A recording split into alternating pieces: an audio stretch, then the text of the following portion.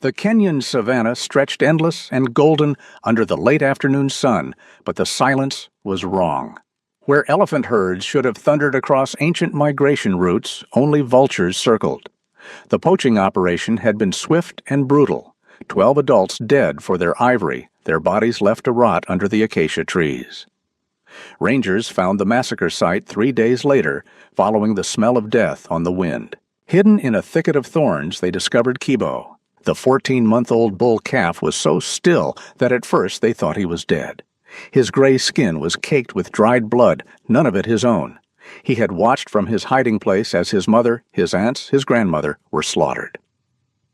He had listened to their screams, smelled their fear, witnessed the final moments as the matriarch tried to shield the youngest calves with her own body. When the rangers approached, Kibo made no sound.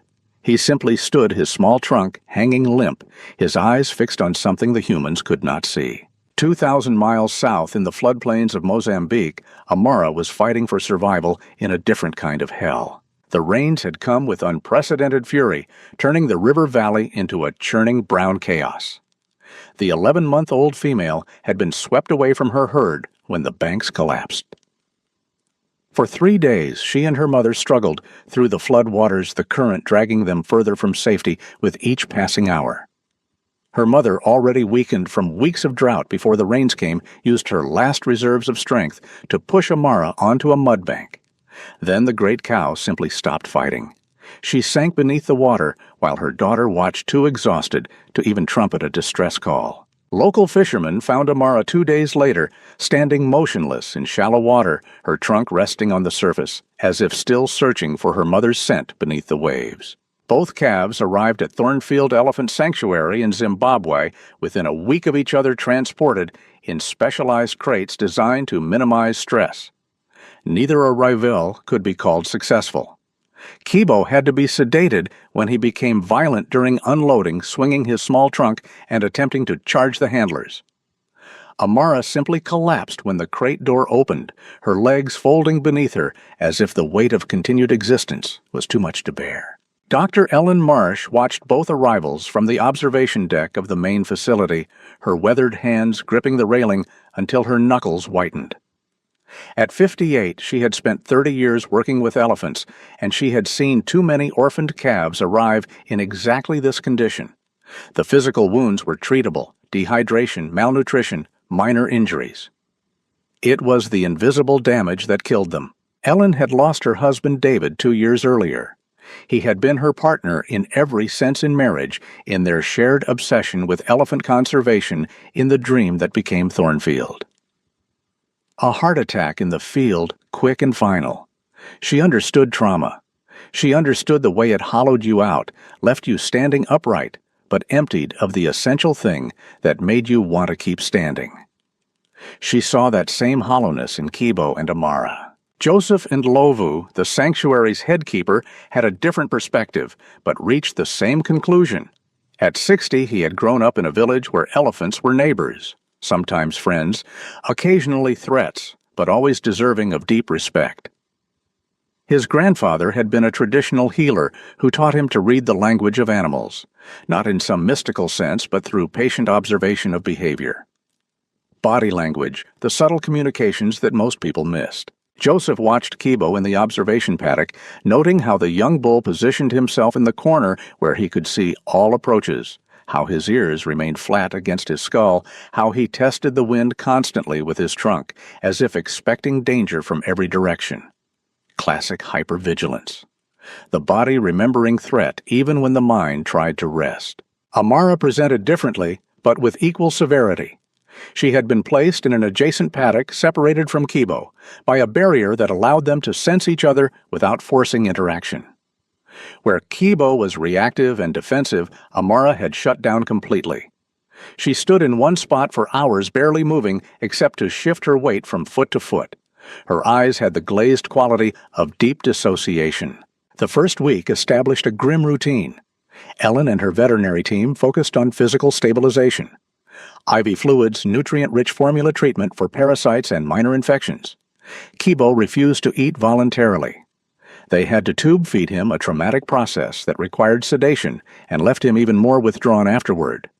Amara would drink if the bottle was literally placed in her mouth, but showed no interest in food or water otherwise. Joseph worked on what he called presence therapy.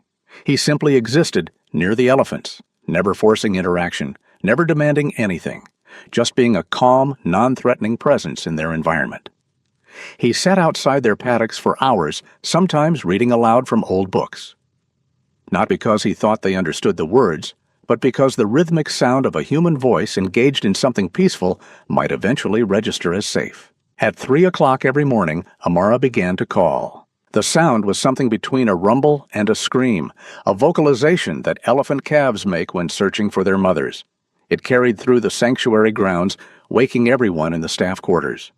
Joseph had heard it hundreds of times over his decades working with orphaned elephants, and he still felt it like a knife between his ribs each time. The cry contained such pure, desperate longing that it bypassed rational thought and struck directly at some primal understanding of loss. Ellen started sleeping, or trying to sleep, in the observation office, both to be available if either calf's condition deteriorated, and because the empty house she had once shared with David felt too large at night. She kept the monitor feeds from both paddocks on the screens, watching through the grainy green of night vision as Kibo and Amara existed in their separate hells. The elephants showed no interest in each other. When keepers tried to introduce them in a shared space during the second week, both calves fled to opposite corners and remained there trembling. Ellen had hoped that perhaps they might find some comfort in shared experience, but trauma had made them incapable of connection. They were too broken to even recognize brokenness in another. By the third week, Kibo began to sway. Ellen saw it first on the night monitors. Around midnight, the young bull started a repetitive rocking motion, shifting his weight from left foot to right foot in a steady rhythm. Back and forth. Back and forth.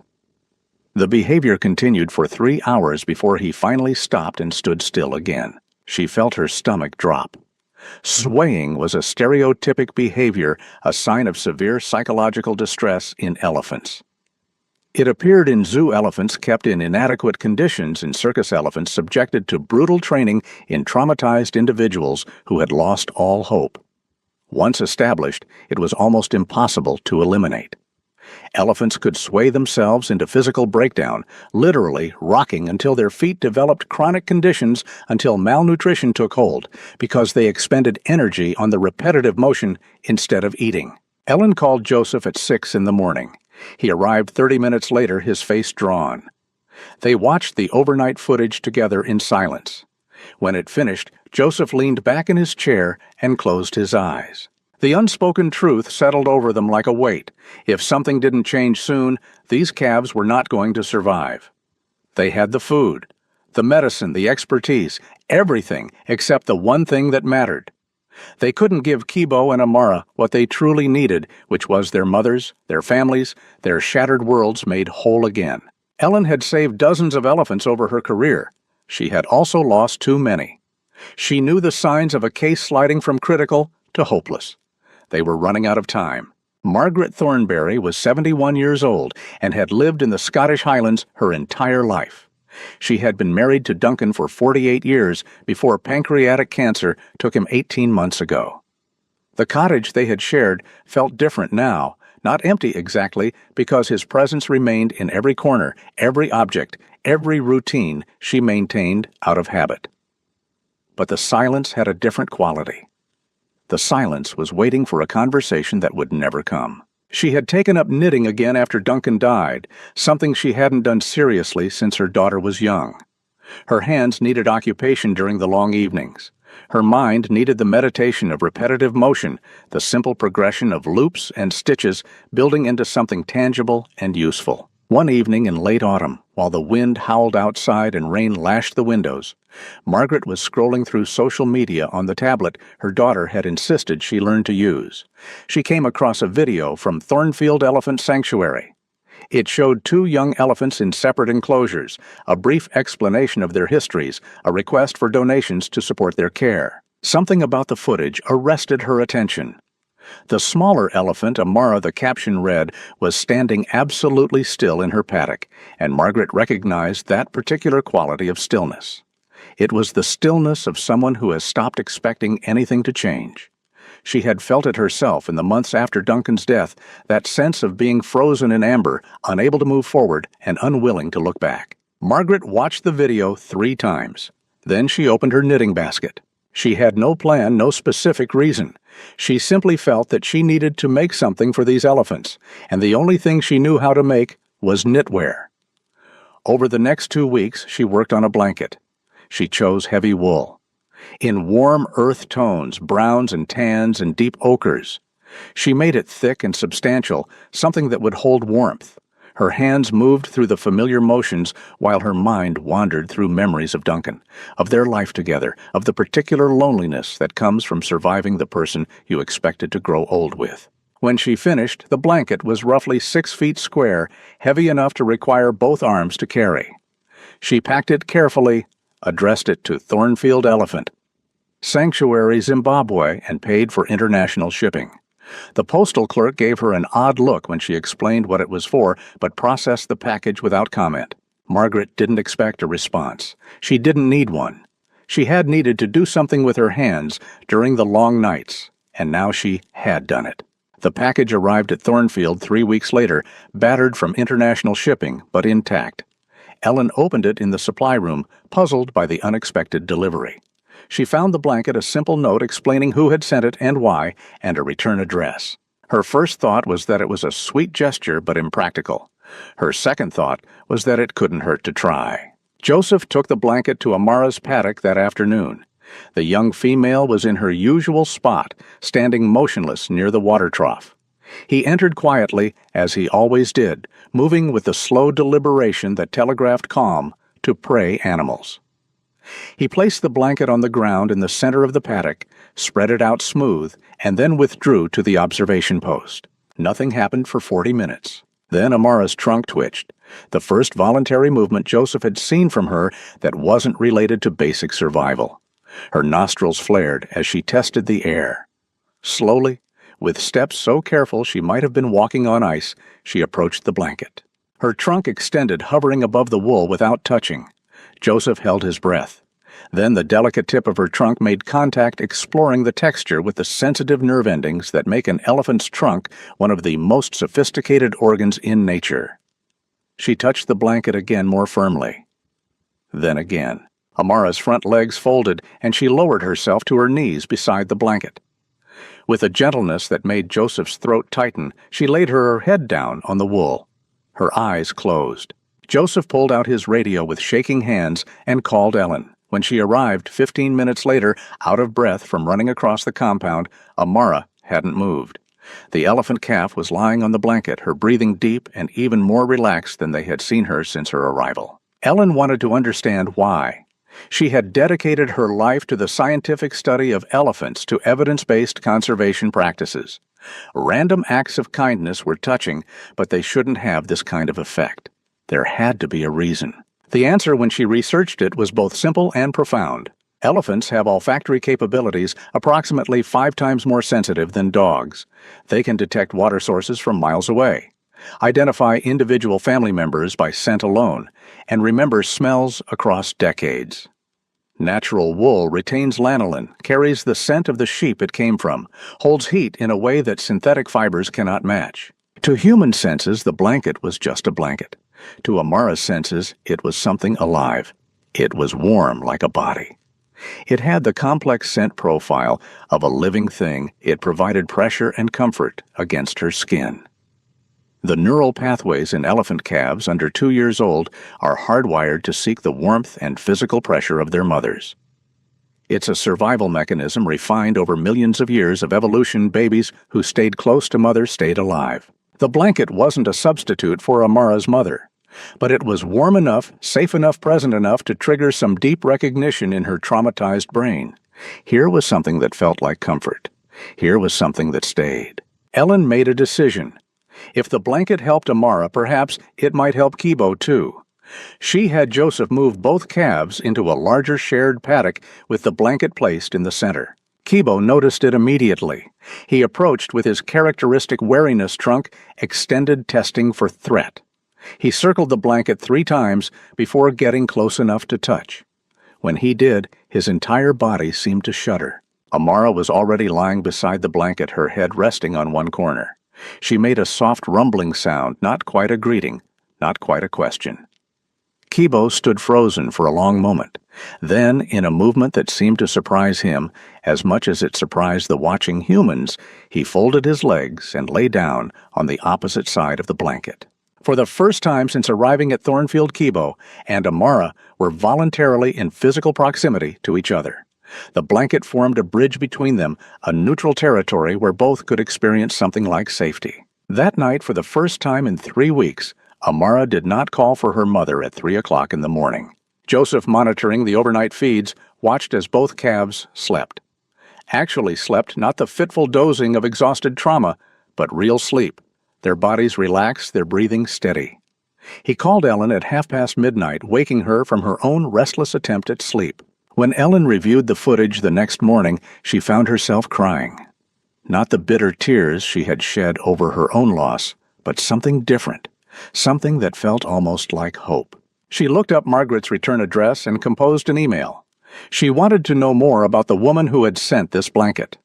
The response she received was brief, but revealing.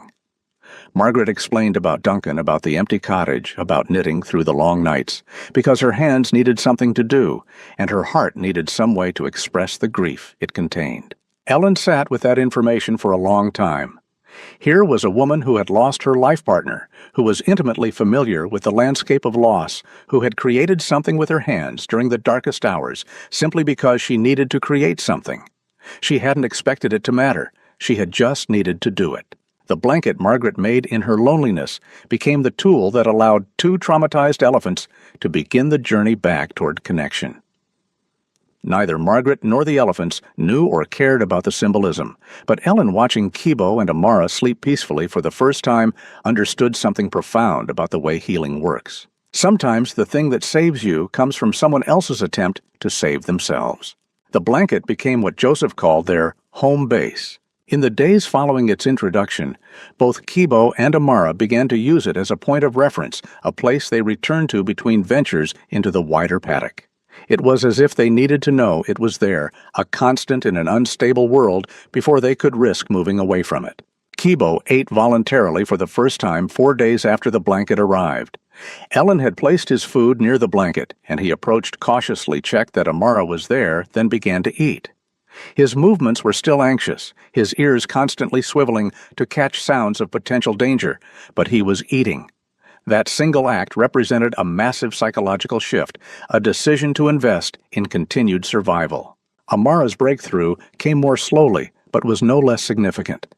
Joseph had been trying since her arrival to perform basic health checks, examining her ears for infection, checking her feet for injuries, feeling for signs of illness in her glands. She had never allowed it flinching away from any attempt at touch. A week after the blanket arrived, Joseph approached while she was resting on it.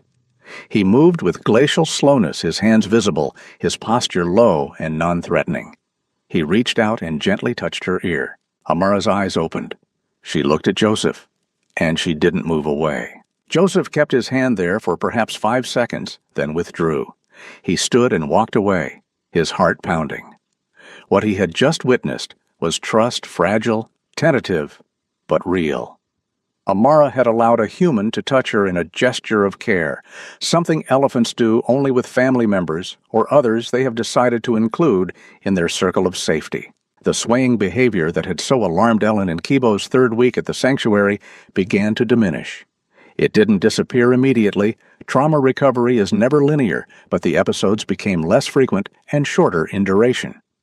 By the 6th week, Kibo had gone 3 consecutive days without swaying at all. The relationship between Kibo and Amara evolved in ways that surprised even Ellen, who thought she had seen every variation of elephant social bonding.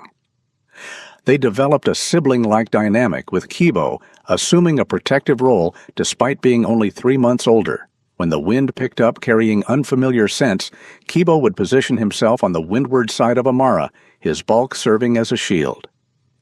When there were unexpected noises, a vehicle backfiring construction work on a distant fence line, Amara would immediately check on Kibo, her trunk reaching out to touch his shoulder or side in reassurance. Joseph recognized these behaviors as the foundation of elephant family structure. In a healthy herd, every individual monitors every other individual's well-being through constant tactile contact vocalizations and body language. Kibo and Amara, thrown together by tragedy and connected through shared trauma, were building their own micro-herd. They were creating family. 8 weeks after the blanket arrived, Ellen made the decision to transition both calves to a larger enclosure that bordered the sanctuary's semi-wild zone. This was a crucial step in their rehabilitation. They needed to learn to be elephants in a more natural environment, not just in the controlled safety of the primary paddock. The gate to the new enclosure opened onto several acres of mixed grassland and woodland with a small stream and natural vegetation. It was still protected and monitored, but it was a far cry from the confined space they had known. Joseph opened the gate and stepped back. Kibo approached first, his trunk extended to test the air beyond the threshold. He took one step through, then another. Then he stopped and looked back at Amara. But Amara wasn't looking at the new territory. She was looking back at their old paddock, at the blanket lying in its usual spot. She turned and walked back. Kibo followed, confused. Ellen, watching from the observation post, felt her optimism falter. Were they too dependent on the blanket? Had she created a different kind of cage? Then Amara did something remarkable. She reached down with her trunk and grasped the edge of the blanket. The wool was heavy, awkward to manage with a trunk still learning fine motor control. She dragged it a few feet, repositioned. Her grip dragged it further. Kibo understood immediately and took hold of the opposite edge. Together they hauled the blanket through the gate into the new enclosure. Joseph made a split-second decision not to intervene. The blanket would get dirty, probably damaged. It was impractical to have them carrying it around, but some things were more important than practical concerns. Kibo and Amara dragged the blanket about 50 yards into the new territory to a spot beneath a large acacia tree where the afternoon shade was deep and cool. They positioned it carefully, then both laid down on it exactly as they had done that first night. From that secure base, they surveyed their new world. Over the following weeks, the blanket's physical condition deteriorated. The wool picked up grass stains, developed holes from being dragged over rough ground, became matted from exposure to weather. But it remained the spot where Kibo and Amara slept each night, where they returned when nervous or uncertain, where they established the center of their territory. Ellen had been corresponding with Margaret throughout this period, sending updates and photos. She had become invested in making sure this stranger in Scotland understood the magnitude of what her simple act had accomplished. Margaret's responses were always brief and modest, deflecting praise, insisting she had just been knitting to keep her hands busy. Finally, Ellen made a decision. She booked a flight to Scotland. The meeting took place in Margaret's cottage on a gray afternoon typical of the Highlands. Ellen had never been comfortable with emotional situations, preferring the straightforward challenges of veterinary medicine to the messiness of human feelings. But sitting across from this widow who had somehow changed the trajectory of 2 young elephants' lives, she found words came easily. Margaret served tea in delicate china cups that had been wedding presents. She asked practical questions about Kibo and Amara's health, their daily routines, their prospects for eventual release. Ellen answered with the thoroughness of a scientist, but also with the passion of someone who had found renewed purpose in her work through these 2 calves. Eventually, Margaret asked the question that had clearly been on her mind. Had the blanket really helped, or was Ellen just being kind? Ellen pulled out her tablet and showed Margaret the videos. Amara lying on the blanket that first day. Kibo joining her that first night. Both calves sleeping peacefully. Recent footage of them playing near the acacia tree, the worn blanket visible in the background, now just another part of their landscape rather than a lifeline. Margaret watched in silence for a long time. When she finally spoke, her voice was soft but steady. She explained that she had knitted the blanket during the endless nights after Duncan died when sleep seemed impossible, and the empty half of the bed felt like an accusation. She had needed to do something with her hands, something productive, something that might matter to someone even if it didn't matter to her anymore. She hadn't known if it would be enough. Ellen found herself talking about David, about the 2 years since his death, about how working with Kibo and Amara had given her something to focus on beyond her own loss, about how healing wasn't about forgetting or moving on, but about learning to carry grief without being crushed by it. They didn't come to any grand conclusions. They just sat together, two women who had loved and lost, who had found ways to keep living through the work of their hands and the care they could offer to others. Sometimes that's all healing is: continuing to show up, continuing to do the next small thing, trusting that the sum of small things might eventually amount to something larger. When Ellen returned to Zimbabwe, she brought with her a letter Margaret had written to be included in Thornfield's archive. It explained the blanket's creation and her hope that its story might remind people that grief can be transformed into something that sustains life even when we don't know how or why. Ellen filed the letter carefully, then went to check on Kibo and Amara. The late afternoon sun was painting the enclosure in shades of gold and amber. Both elephants were at the stream, Amara splashing water on her back while Kibo kept watch. The blanket was visible beneath the acacia tree, threadbare, and stained barely recognizable as the pristine creation Margaret had mailed 3 months ago. They didn't need it every night anymore. Some nights they slept in other parts of the enclosure, exploring and claiming the space as their own.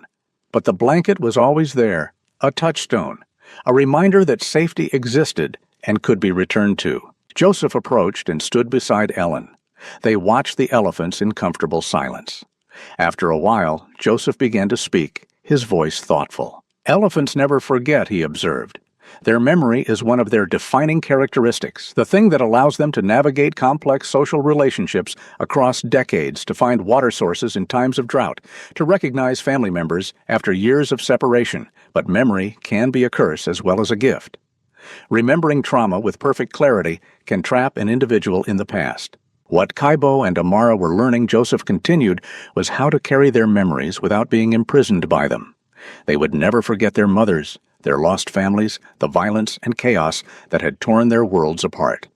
But they were learning that remembering didn't mean remaining frozen. They could carry the past with them while still moving forward into whatever future awaited them." Ellen nodded slowly. It was a lesson she was still learning herself. The lesson that everyone who survives loss must eventually learn whether they're human or elephant or anything else capable of love and therefore capable of grief. The sun dropped lower, and the elephants moved toward the acacia tree. They didn't lie on the blanket that night. They were too engaged in stripping leaves from the lower branches, in testing their growing strength against the tree's resilience. But the blanket was there, faded and worn, but present. A reminder that comfort exists, that connection is possible, that sometimes in the middle of the darkest night, a stranger's hands might create exactly the thing you need to survive until morning. Kibo and Amara would eventually join a larger herd that Thornfield maintained for long-term rehabilitation. They would form bonds with other elephants, learn the complex social protocols of their species, and perhaps, years in the future, be released into protected wilderness areas where they could live as their ancestors had lived. But they would always be connected to each other in ways that went beyond the typical bonds of herd life. They were survivors who had found each other in the aftermath of trauma. They were orphans who had learned to be family for each other. They were the living proof that even the deepest wounds can heal given time. Patience and something as simple as warmth when you need it most. The blanket remained in their enclosure for another year before it finally disintegrated beyond repair. By then, Kibo and Amara had long since stopped needing it for comfort. But on the day Joseph finally removed the tattered remnants, both elephants stood and watched him go, their trunks raised in what might have been curiosity or might have been a kind of acknowledgement. Some things cannot be replaced. Some losses cannot be filled. But life continues anyway, carrying its scars and its memories, learning to be gentle with both. Kibo and Amara understood this in whatever way elephants understand anything, through feeling, through experience, through the patient accumulation of days that hurt less than the days before. In Scotland, Margaret continued to knit through the long winter evenings. She made scarves for her grandchildren, blankets for charity shops, complicated patterns that challenged her aging fingers. The cottage remained quiet, but the silence felt different now. It was no longer the silence of waiting for something that would never come. It was simply silence, which was sometimes peaceful and sometimes lonely, but was always at least real. Ellen divided her time between administrative duties and hands-on care of the sanctuary's growing population of rescued elephants. She kept Margaret's letter in her desk drawer and read it sometimes when the weight of loss felt too heavy. The reminder that grief could be transformed into something useful, something that might reach across continents to save a life, helped on the days when saving anything seemed impossible. And somewhere in Zimbabwe, under an acacia tree in the golden light of late afternoon, two elephants who had every reason to give up instead chose to keep living. They played and fought and learned and remembered and grew carrying their histories without being defined by them. The blanket was gone, the warmth remained, and that in the end was enough.